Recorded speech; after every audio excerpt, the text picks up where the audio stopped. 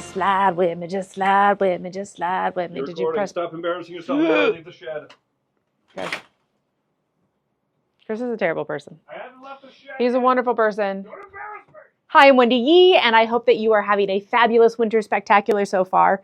Today, I want to share with you my top 10 more strategy games list. Now, you may be asking, where are the original 10 strategy games? And you know what? My top 10 list of the year is basically strategy games.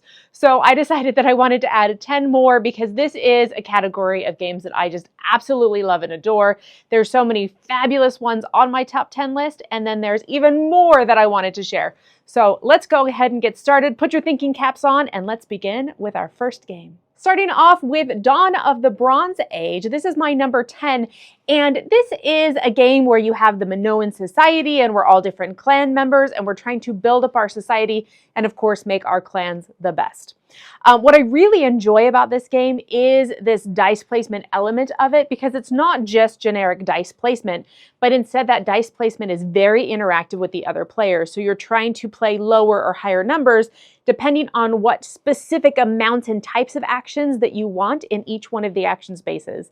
But then on top of that, it's also a programming game, so that you have to run your dice in order, so that you may have a die that you want to play first, but you want it at a higher amount, like a higher action ability, and you have to figure out how to line that up. So I think this game has some really cool strategic elements to it that I find very enjoyable. It is a little chaotic, especially at higher player counts. In that lower player count game, kind of a 2, maybe 3 player game, you can plan out a little bit more, but in a 4-player game, it's still fun. It's just a little chaotic.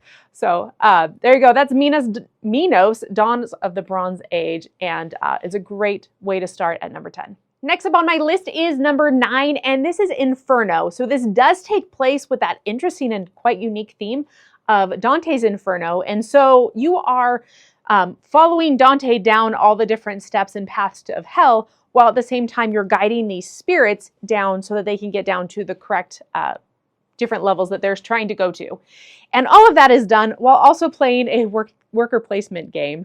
And so it's a fascinating combination that I have here with this game, and I really enjoy the way that it ties together this element of you want to be able to move people down these paths in hell, and you have to be able to pick specific paths, like they're all labeled, but those paths have to match the type of worker placement spots that you're going to. And those worker placement spots can either be gone to accuse people of being sinners, or to actually do the actions on the space. And so there's that interesting balance of trying to move those spirits down so you can hit the right points while also balancing the worker placement spots. I think it's an interesting combination. I think it's a very fascinating theme for a game. So that is my number 9, Inferno.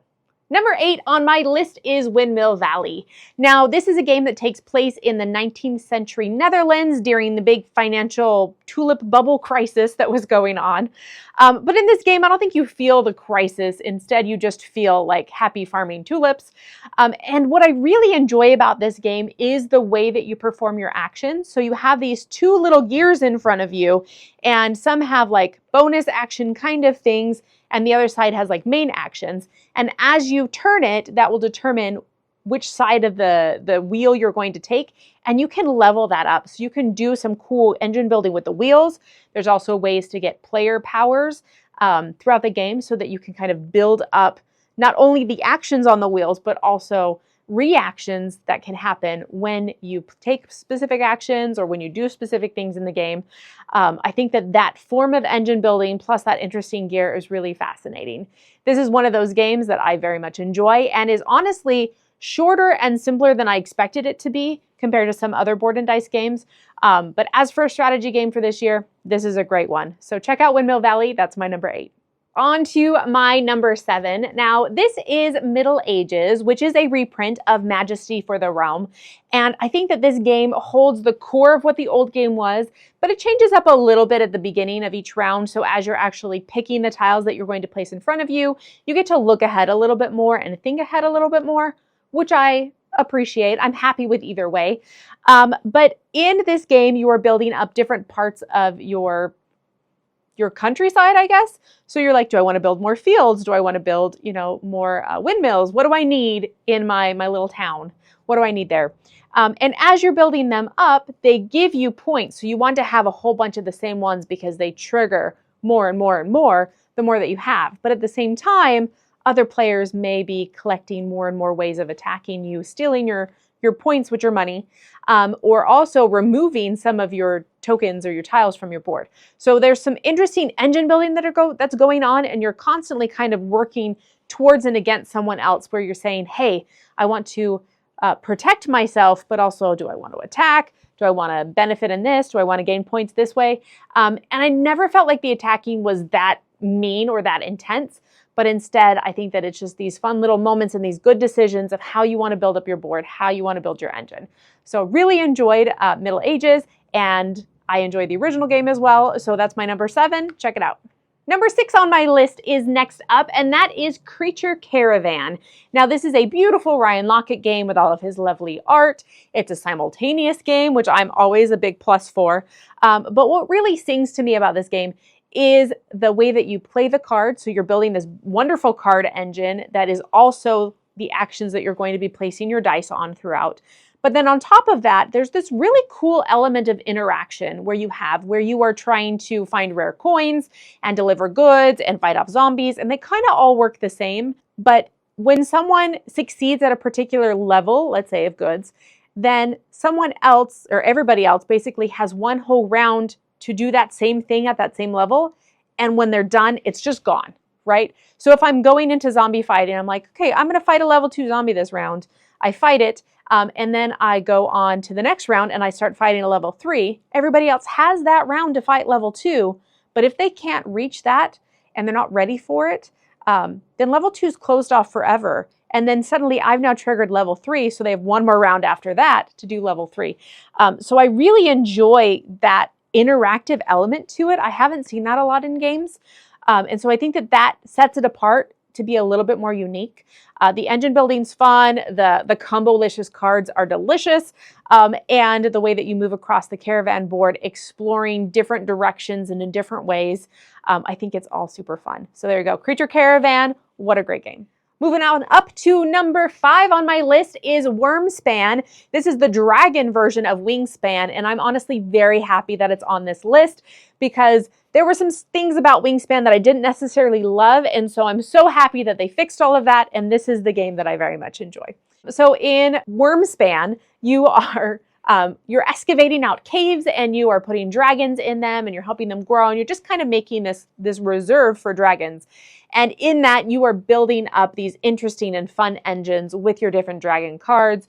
You're putting out these beautiful dragon eggs, and you're just doing fun stuff with beautiful resources. So I think that there's a lot of great strategic stuff going on in this. It's not one of the heavier strategy games that I have on this list. It's much more welcoming in that sense, but there's still a lot to it. So I really enjoy Wyrmspan. I think this is fun, and that's a great number 5. Next up on my list in spot number 4 is Saltfjord.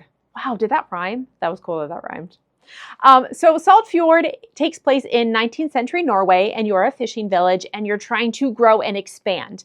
And what I enjoy about this game is that you've got this cool fishing boat element. So you're collecting fish, but you kind of have to push a little bit farther out as you collect fish. You fill up your boat, and then when you decide to come back is when you get all the points and when you get all of the little fish and the items and the logs that you collected from your little fjord when you come back. Also, the main action selection in this game I think is very fascinating and fun. So you have rows and columns that you're going to be playing dice out. So you're drafting a bunch of dice, but only the orange dice can go in the rows and only the white dice can go in the columns. And so as you build up that board, which originally only starts with a handful of actions on it, you're going to be adding more to those tiles so that you can do more actions in a turn. And when you perform, for example, when you do like a column, you are going to take all of those actions down that column until the last action on there, you're going to place your die on there and it's going to block it off so that in the future, when you try to do a row that hits that similar die, you don't get that action twice. Whereas other actions you can get twice. So I think it's just a fascinating system. I know it's been done in a previous game, but I like Saltfjord and I enjoy just that cool element of fishing and also the really cool grid of dice. Number 3 on my list is Shackleton Base, and this takes place on a moon crater, so we're building up a space station together and making it so that we can all live in it and be in it, and in that sense that we're working together, there is some interesting positive interaction. But one of the main cool parts of this game is actually the 3 different corporations, and they're basically like slottable modules that are required in the main game. Like, it's not like you have a main game and then you have some modules on the side, but instead the modules are such a core part of the game, and those are variable. And I think that it's fascinating how you are doing totally different things, and you can pick totally different strategies. It adds so much variety to the game, while at the same time you're still building up the basis of that space structure. So I think it's very cool that, like I said, the interaction, there's also multicolored meeples. And so depending on what colors you use and what action spaces, you have different effects and different things that go on. How you place them onto your board and into your buildings is also different depending on color. So there's a lot of stuff going on. I think it's a fabulous, heavy, crunchy game. And oh my goodness, the replayability is so high because of those corporations. So there you go. That is Shackleton Base, number 3. On to number 2 on my list. This is Free Ride USA. And this is a second version of a game. So the original version was just Free Ride. It took place in Europe. It had no color coding. It was a little hard to play. And so I'm really happy that they redid it. They made a US map for this option, but really the best part is that they color-coded things. And so it's much easier to see, okay, this is the yellow area of the board, this is the pink area of the board. So when I'm looking at cards, I see yellow and pink and so forth. Now, what I really enjoy about Free Ride is that it feels like a pick up and deliver game, but really, I guess you're riding the trains. You're trying to take as many free rides as possible.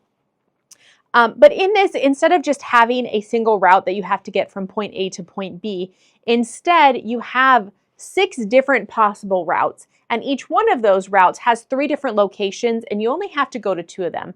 So you can go from the first to the second location or from the second to the third. Now, you can't do it in backwards order. You do have to end in either the second or the third location. But I think that it's such a cool system to be able to look at all those routes and be able to say, okay, I'm over here and I'm gonna pick up in this location. I'm going to Louisville and I'm gonna drop off in Texas. And while I'm in Texas, I can see in the future that there's some other cards that maybe I can pick up down there and deliver up over here. And so I enjoy route building. I enjoy pick up and deliver. And when you add the type of routes that they are doing and just that freedom that you have to be able to look ahead and plan ahead, I really enjoy it. I think it's very cool. Also, as you build routes, you make them free for yourself. And then people start paying to use your routes. And once they've paid you, they become free for everybody. So there's some really cool elements going on in this game. Absolutely love it. I think this is fabulous. So that is why it's my number 2, Free Ride USA. Well, my friends, we are on to my last game, number 1, and this is Unconscious Mind. Now, this is a beautiful mashup of gorgeous theme, beautiful artwork, and then also mechanics that I really enjoy and I think are very sound. And so in this, it takes place in the early 19th century. We are following Freud's psychological concept of psychoanalysis, and we're trying to help our patients get better. And so there's this wonderful mashup of taking these beautiful cards that you're placing on top of your clients to show the struggles that they're going through. And then progressively, as you help them heal, those cards go away. You get notoriety and points. That's the goal of the game. But I just really love that concept of helping people heal and grow and get better, and then progressively taking on new clients. And so I just think it's a beautiful mashup of those 3 things. The mechanics, it's good, it's crunchy, it's got some engine building in it. There's just some really good stuff going on. So there we go. That's my number 1 for more strategy games. So thanks for joining me today. I hope you enjoy the rest of the Winter Spectacular. And let's go ahead and move along.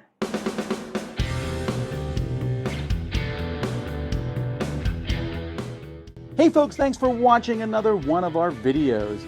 If you like our videos, if you like our channel, you would love to game with us at one of our conventions. Check out Dice Tower Cruise, Dice Tower East, and Dice Tower West.